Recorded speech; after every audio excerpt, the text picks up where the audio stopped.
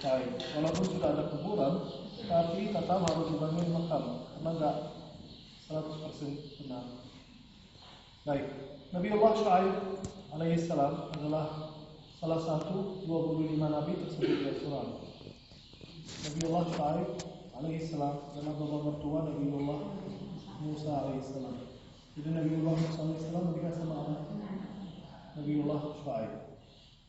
Kita tahu kalau Nabiullah Musa alaihissalam masanya kurang lebih 3.300 tahun yang lalu. Jadi masa Nabiullah Shu'aib juga kurang lebih 3.300, yaitu 1.300 tahun sebelum Masehi. Sesuatu yang beberapa puluh tahun kita nggak bisa membuktikan, apalagi yang beberapa ribu tahun. Makanya Bapak Ibu namanya tetap masuk. Baik. Orang marah banget. Jadi cuman ya biasa-biasa aja sampaikan saya gitu ya. Dikacangin aku gitu ya. Nah, setelah itu kita mulai jalan. Ya dari sini ke sini ya itu yang 300 meter. Jalannya dekat. Jadi kalau ada yang naik kuda dari sini sampai sini. Pulangnya dari sini sampai sini. Padahal benar kita dari sini sampai sini. Kalau delman satu-satunya yang bisa dari sini sampai sini dan bolongnya dari sini balik lagi ke sini. Oke? Nah, 300 meter kita berhenti sekali di Jinplok, sekali di Obles Sum. Setelah itu kita mulai jalan di antara dua gunung dari sini sampai sini. Dan itu perjalanannya 1,2 km. Tapi jalannya sekali lagi, jalannya sangat menarik dan sangat bagus dan sangat sejuk ya di situ, nggak ada sinar matahari dan cuacanya luar biasa. Nah, kita akan berkumpul di sini di depan treasury. Itulah treasury-nya.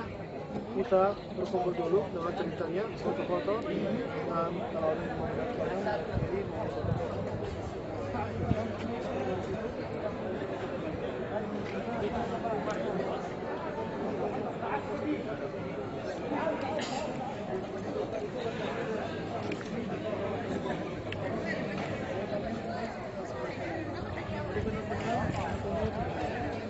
Buat kita ke treasury yang paling terkenal dan paling hebat di kota Bogor. Kalau di belakang dari treasury ini, di belakang kanan dan kiri seperti foto yang di kanan dan di kiri, di mana ada unta, batan-batan di pinggir gunung di situ, seperti juga yang berada di sebelah kiri. Jadi batannya kecil-kecil, kalau bagusnya yang di sini Bapak Ibu, yang di treasury. Seperti yang tadi saya bilang di bus, ada fotografer profesional di situ, bisa bikin foto grup seperti ini, dan fotonya ini langsung jadi. Share-nya satu foto 10. Nanti setelah kita bikin foto grup, saya akan nanya siapa yang mau pasang, angkat tangan, nanti saya hitung, masukin foto yang kita foto. Nanti pas paling dari sini, luar sini, fotografer lewat kalau family habis foto grup bisa juga biayanya 10 juga. Oke? Taruh foto. Jangan terbalik ya. Nanti pulang ada fotonya nggak tahu ceritanya. Atau tahu ceritanya tapi lupa ambil fotonya ya. Ayo ibu-ibu.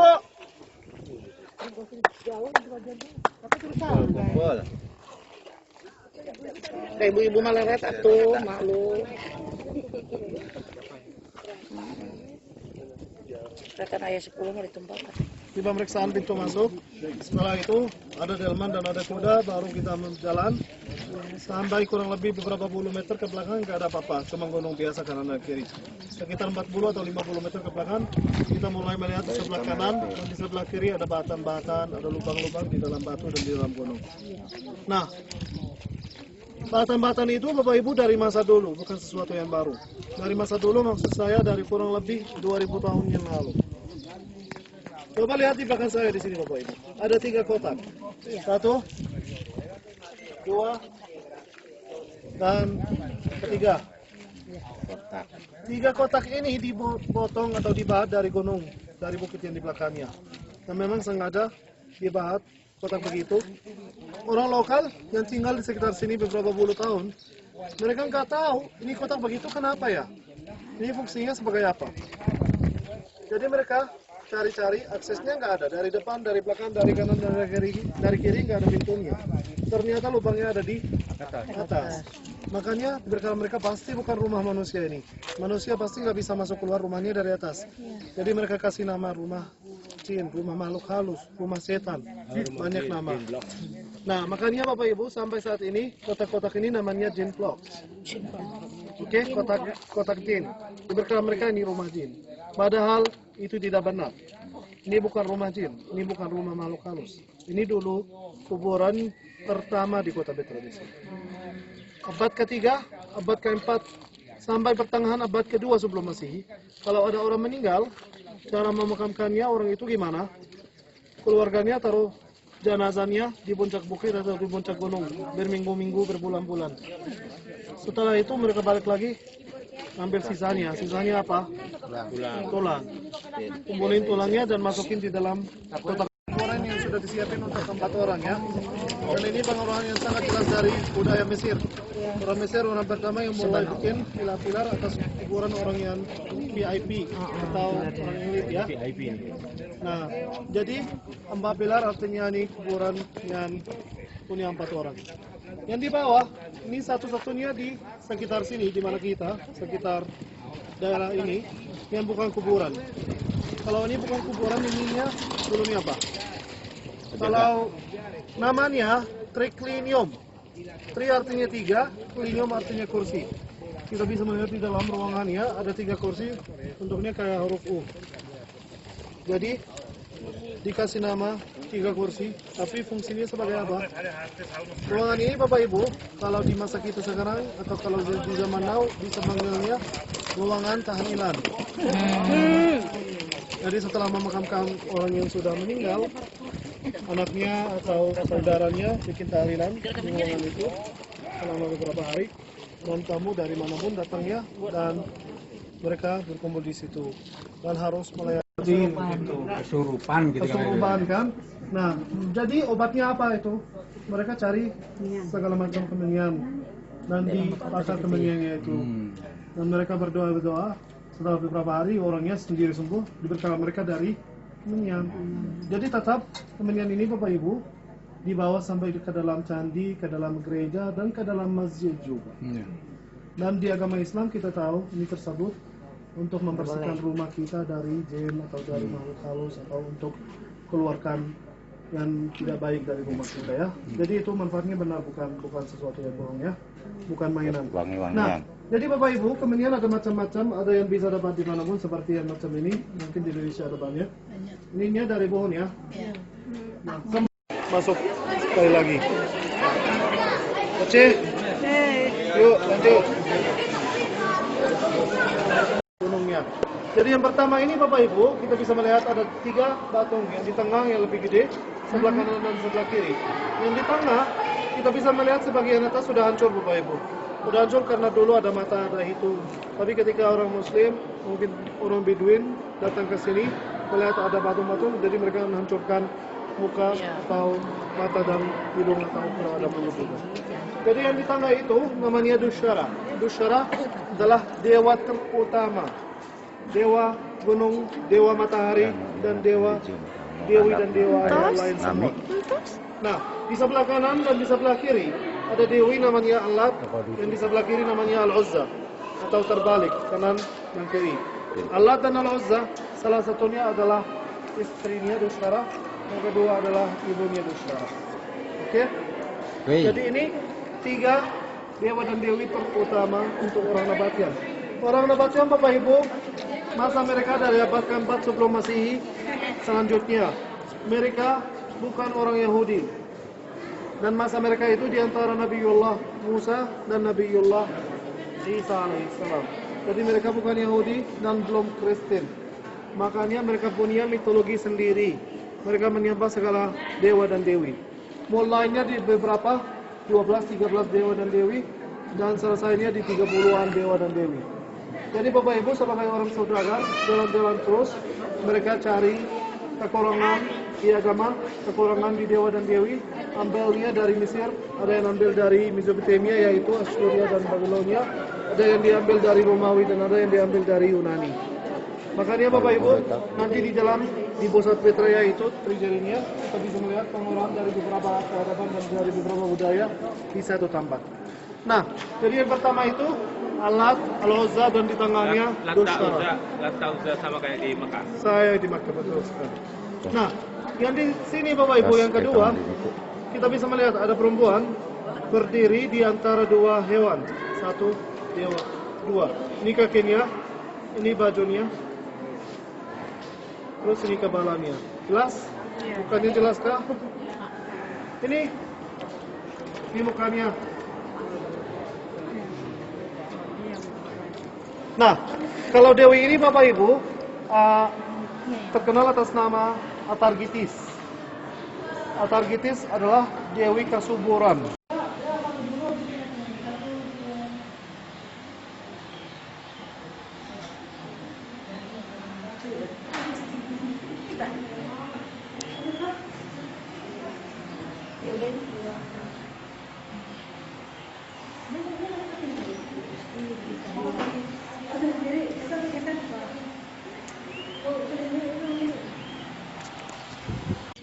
Oh.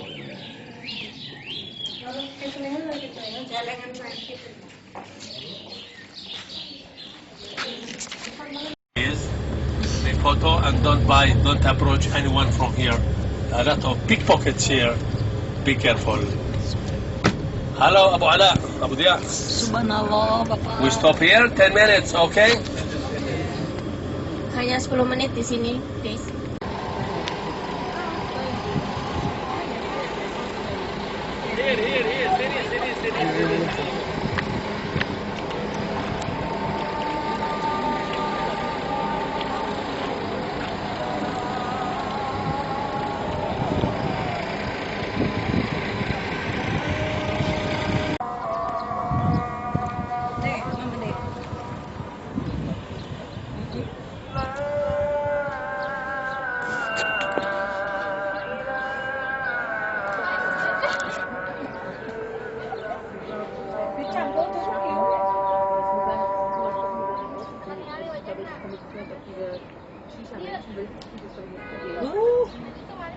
Aber ich meine, wenn wir jetzt schreiben, ja.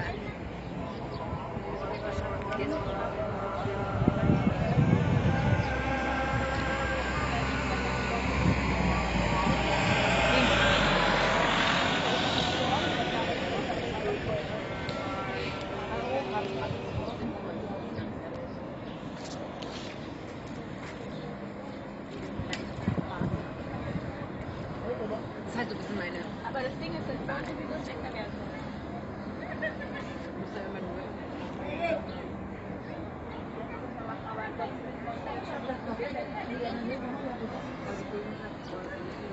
Masjidil Aqsa, Baitul Maqdis, ha? Pencet. San.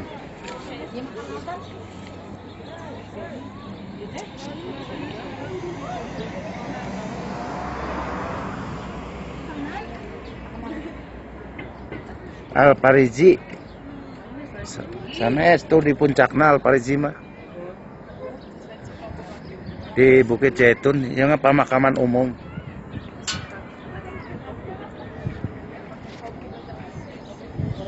Mana itu saya rombongan? Itu. Banyak.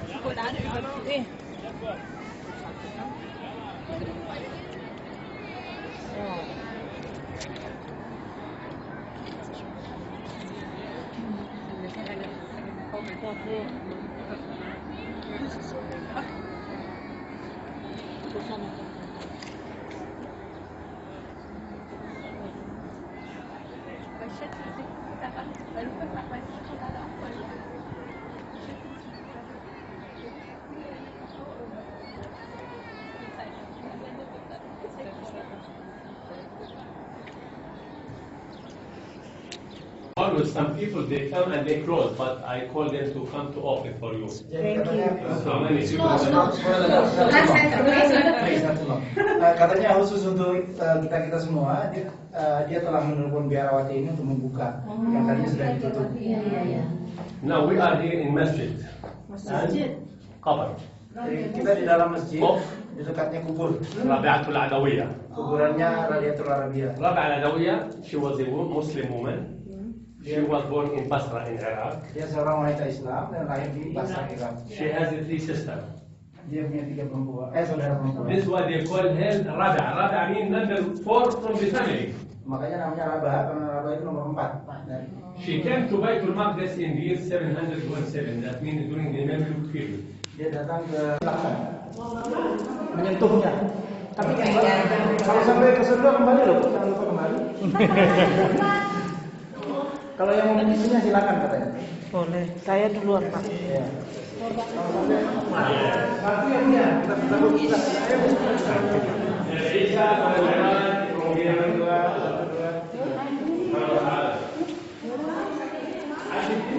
Halus lagi.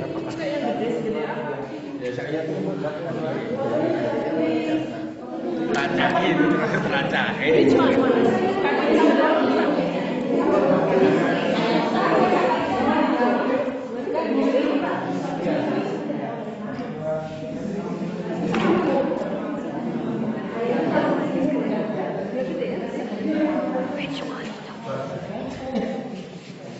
Jadi ibaratnya kayak pernah nonton di istana.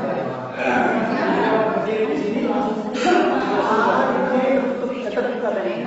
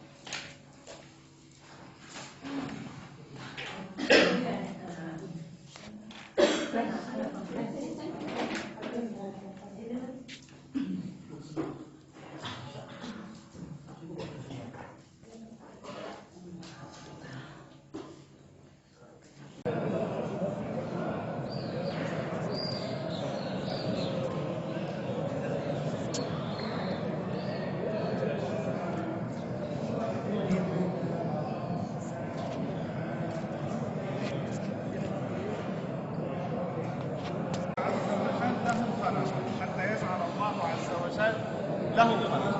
إذا أيها الأفاضل، ليس الحكيم الذي يهجر الناس إذا وجد في عشرته صعوبة. أيها الأفاضل، كما قال الشعراء الحكماء: إذا كنت في كل الأمور معاتبا صديقك لم تجد الذي تعاتبه. إذا كنت في كل الأمور معاتبا صديقك لم تجد الذي تعاتبه. إنك لن تجد ذلك الإنسان المفصل وفق ما تحب وتهوى. الناس ليسوا مفصلين وفق مزاجك، وفق هواك، وفق ما تحب.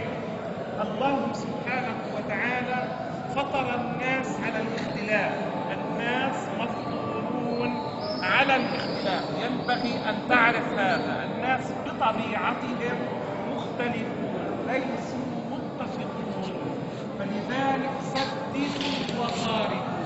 الحكمة هو ثابت في الدعاء: اللهم إني أعوذ بك من جار السوء في دار المقامة، فإن جار البادية يتحول. وإني أذكر يوما اشتريت ملصقا عليه مطبوع هذا الدعاء، ووددت أن ألصقه على باب شقتنا. لماذا؟ لأنه كان لنا جار سوء يتنصت علينا في بيتنا، حتى إذا أصبح الصباح يخبرنا بما سمعه في منزلنا. يعني يصبح الصباح يقول لي: سمعتك تتحدث أنت وشقيقك، والحقيقة رأيي من رأيك ليس من رأي شقيقك.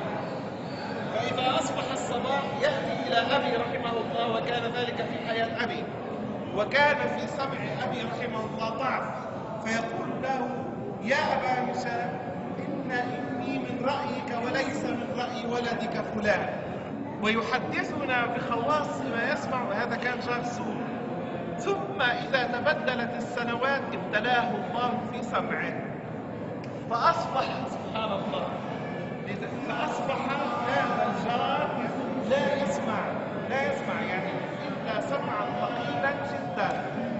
كان في شدة هذا الطبع السيء يعتدي على خصائص جيرانه يتلفظ حتى على خصائص والجيران قد يرون عورات بعضهم، لذلك الجار عليه ان يستر ما يراه من عورة جاره. فلذلك ماذا قال محمد بن الحنفية هذا الكلام الحكيم؟ ليس بحكيم من لم يعاشر بالمعروف من لا يجد من معاشرته بد. هذا كان شرط في جار مقابل لا أصل.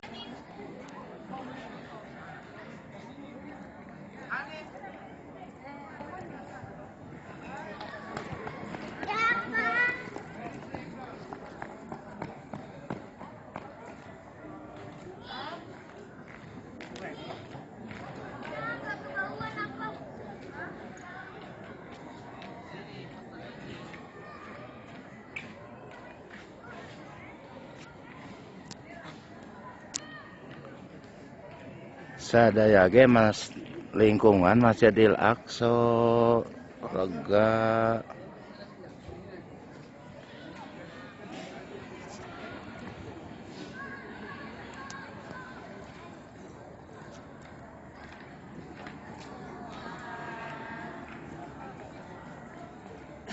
Iya Masjidil Aqsa na aslina.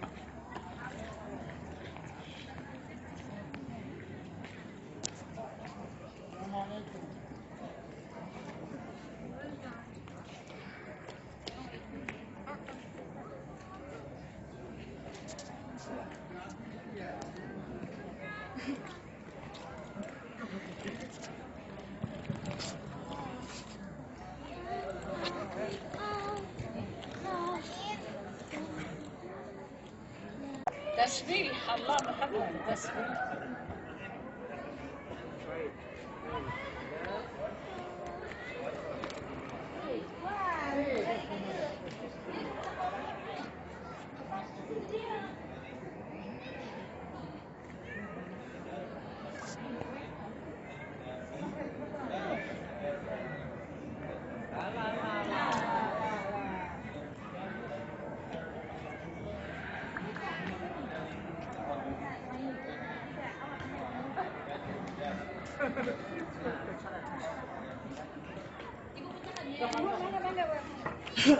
السلام عليكم. السلام عليكم.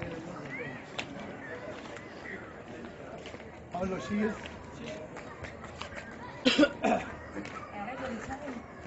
Papa punta lah, Pak. Ayo mama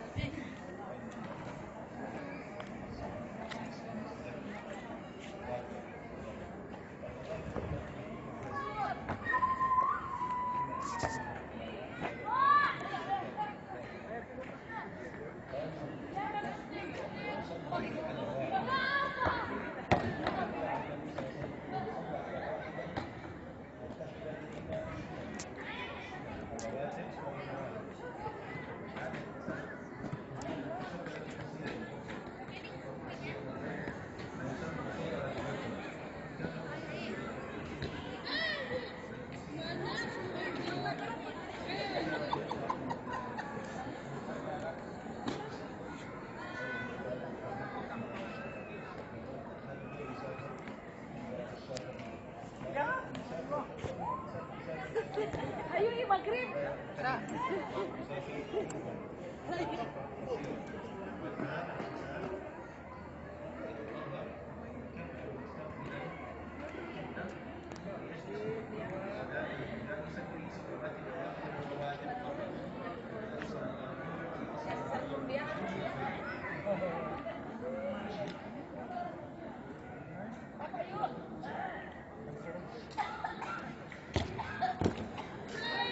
السلام عليكم. السلام عليكم. تسبيح الله.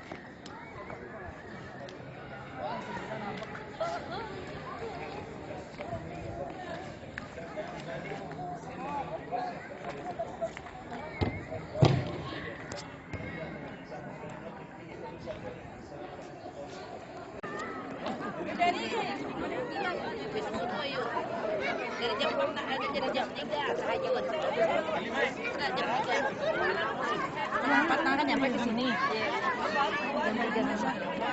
Ya balik.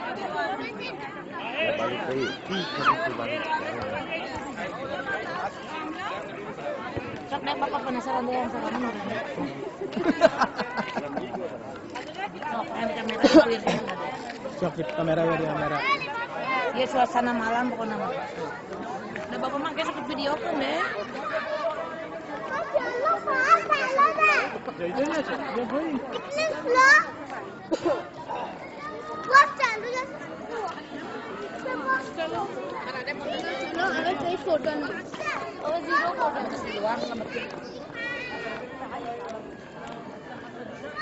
Kasih nomor.